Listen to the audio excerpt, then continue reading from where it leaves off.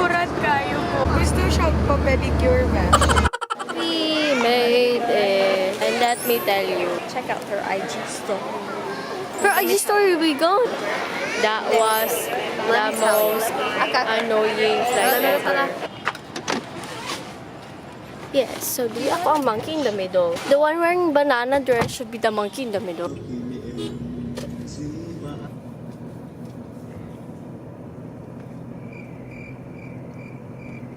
Oh no, there's no English now. You proposed to her already. Oh. Get married. Get married. You know, now married. Is that it? English song. Pangpadiud ko. Gramaton sa hapon. Pang taxi gyud ba? Okay? Yes! Yay! So we're here. I thought I was gonna take 45 minutes of a drive, but it was much faster than we thought. We're so glad you're here. Can't really see the sign. Thank you. Thank you. Nag-high five ko, hindi wala siya nag-high five.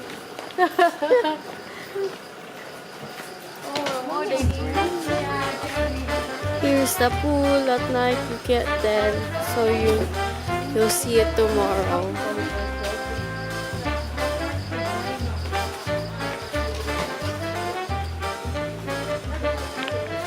And you have to leave your slippers outside. They can't tell.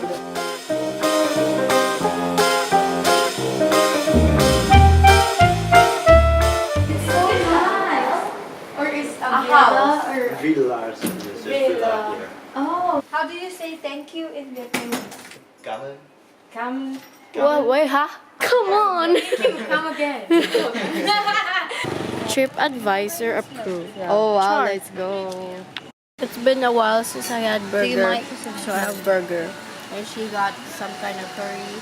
And she got tacos. Tacos scallops. On shell. And she's just hala nga. Uy, someone who just grabbed food. Grabe. Woke up at 3 a.m. today for an early morning visit to Nissan. Hello, team. That's the name of our team. This one, stick the column here. You know, what is this? For the open free sign for the dog. So we're actually glad that we took the early morning tour because it's gonna be really hot later. Now it's 7 a.m. when it's hot. You know, I think because they say it's gonna be like a sunrise thing, but then I'd rather take hire a car because it's just like around $50. Then divided by 4, but then there's no tour guide. But at our own time, They said it's sunrise, but the temple itself won't open till 6. Sunrise, nila tayo pinick up. yeah, I'm gonna write a review about it. Ala char. We are at our house. Char. We're waiting for our breakfast. Hi, Meng. Look. Whole area is so nice.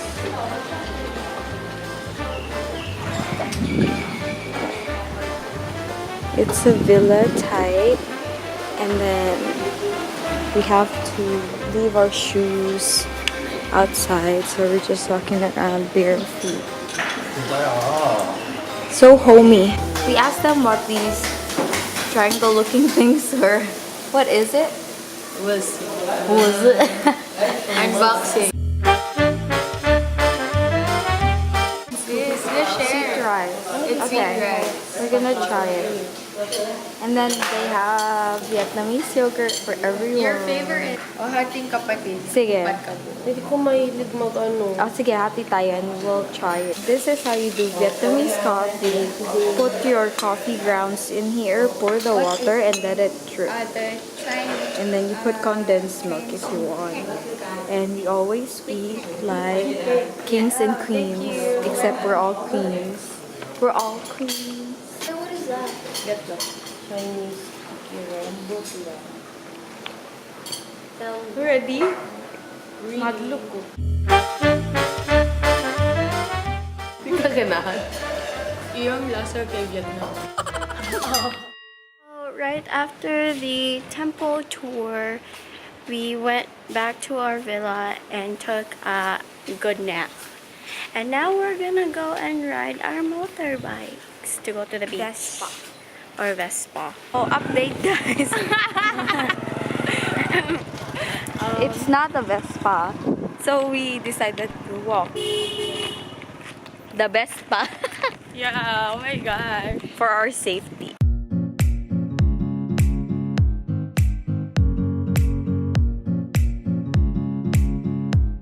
Just like the Philippines, we have things hanging outside. There's a lot of doggos. Cute doggos. Half what? Half. Nakurat ko sa iyo. Gusto siya half. Michelle. Amazing. Oh my god, you're so Okay. half what's up? Half Filipino. Hi, Carla. Oh, Krisha. Una, di ka kumustorya naman. Taga-asa mo? Cagayan de Oro. Cagayan, Oro High. Nagtrabaho ko siguro mga 5 years, pero taga-Dipolog dito. Oh, ito po yung cute ka. Doon kaya lagi. So we met this Belgian, which you'll see the previous vlog or the previous clip. We are at Shore House right now. Shore House. Shore House. Shore House. Shore House. Sure. Are you sure? I am sure. Are you sure? Medj. I have the detox drink and it tastes like detox. And it tastes like detox. What's yours? I got the pink banana. Banana. Banana. How's your coffee? She had iced coffee. It was good. And your avocado. Mine is avocado with Avocado. avocado. We're waiting for 3:30 because they're gonna have a DJ and we're gonna get free beers. Ooh, parasailing.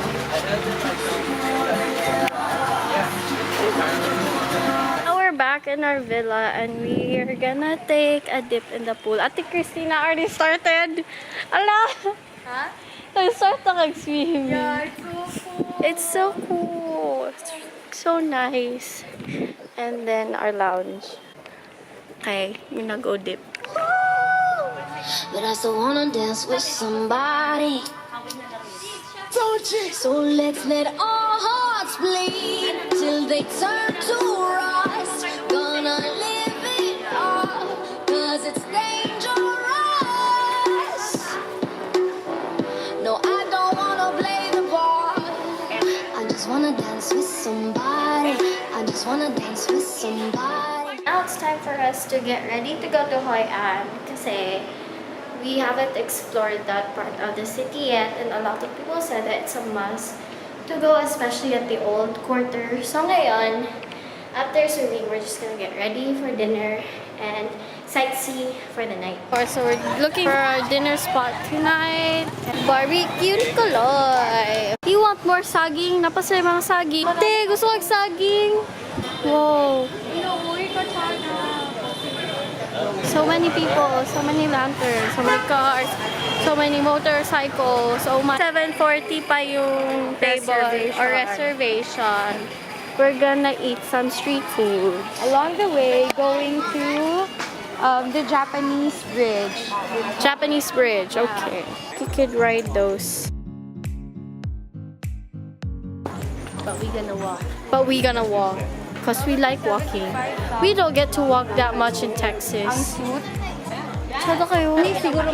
Here in Vietnam, you can go to a sastre or a tailor and then pick your textile and then pick a design for your dress and then you can pick it up the next day. But we didn't have the chance to do that today. So, well, maybe that's a reason to come back, yeah? Yes. And more to explore. More lanterns. Lanterns. Such a cute shop.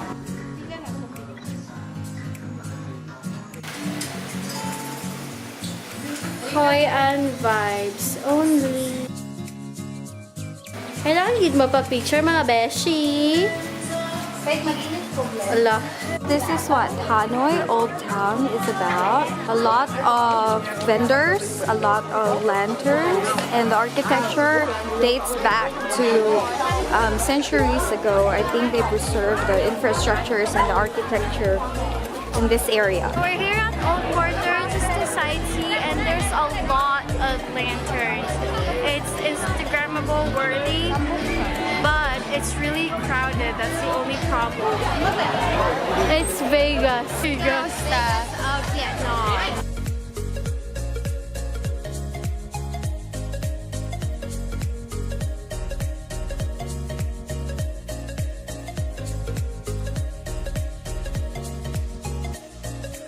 They're lowering candles into the river.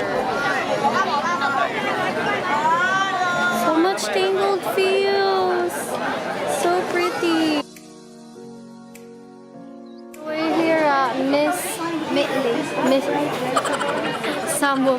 So we're here at Miss Lee, and we're deciding what to order. But we know that we're gonna get the white rose because Hoi An is known for it. So we bought our own water, so we can save in the restaurant, and also so we'll know it's clean. Right. How is it? Oh, white rose. What is this? Khao Lao. Hoi An special. Yeah. Hoi An specialty? What's in it? Noodles. What else? Some type of meat. No broth. White rose. Dumpling. Thank you. Story, what happened?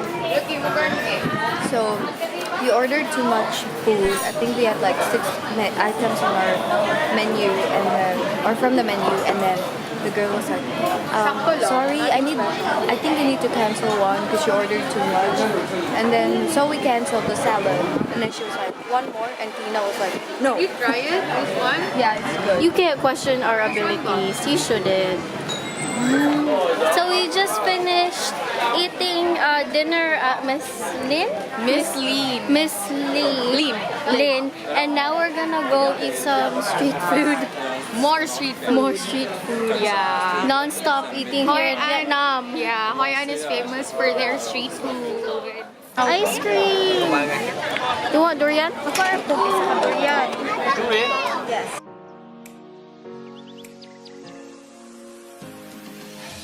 Good? Okay, bite. Unsa ang gawas te?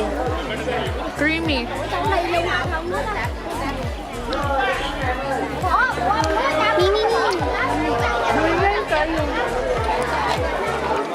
It's dark.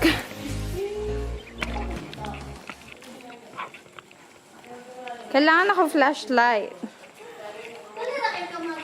Okay guys, it's 10:07. It's 10:07 and this is what the city looks like. It's all dead. The lanterns are off, the bars are closed, coffee shops are closed. And they're not joking when they say they close at 10. It's like a ghost town, just like that. So we're walking in this alley, but there's 4 of us, and we're gonna get a Grab to go back to our hotel. And that's it. That's our last night in Hanoi, in Vietnam. I mean, in Hoi An, in Vietnam. We'll see you guys tomorrow. Live life to the full!